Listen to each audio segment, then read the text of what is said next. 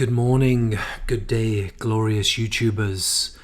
Thank you for tuning in to the most boring channel on YouTube. And I wanted to talk to you today about one of my role models, one of my greatest inspirational characters, and that is Dr. Greg Graffin.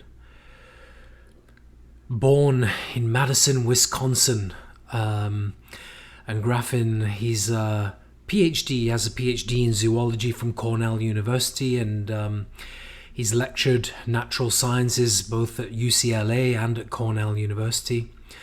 And he received the Rushdie Award for Cultural Humanism from the Harvard Humanist Chaplaincy in 2008. But the interesting thing about Dr. Greg Graffin is that he is also the vocalist of what I consider to be America's greatest punk rock band, if not the world's greatest punk rock band, Bad Religion. And Bad Religion have been in existence since 1980 and are still going to this day. I'll be going to see them in Salt Lake City in August this year, and I was going to go and watch them next month, May, in Spain, Madrid in Spain, but I probably won't make it to that. However, I will see them in Salt Lake City in August, as I said. And I wanted to just mention, Greg Graffin's career is so prolific that it's beyond frightening. I mean, Bad Religion themselves have released 17 albums over the years. Greg Graffin has released 3 solo albums. And he's published, I don't know, 6 or 7 books. Some of the, one would probably be his dissertation, one is his PhD. But he recently published a book. And when I say recently, it was the end of 2022. And it was a memoir. And it's a book titled Punk Paradox, a memoir, and that's Greg Graffin on the cover there from the 80s, and Greg Graffin on the back there from current times or from 2022. And I purchased this book just after it was released, and I was very fortunate to be heading off to South Africa on holiday, and I spent a large portion of that holiday lying on the beach reading Punk Paradox. And it's what I loved about it is all the publications that Greg Graffin had released prior to that were very scientific, very biological. And this one truly is, as it claims, a memoir.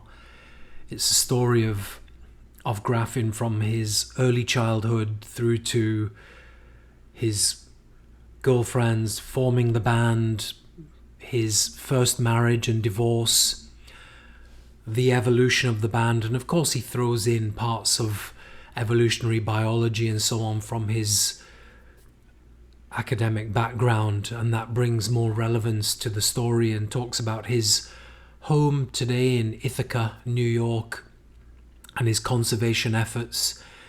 And I think the book is quite surprising to somebody like me who's been a fan of Bad Religion for so many years and considers them to be highly successful. Of course, these are wealthy individuals who've made a lot of money from their time in music and so on.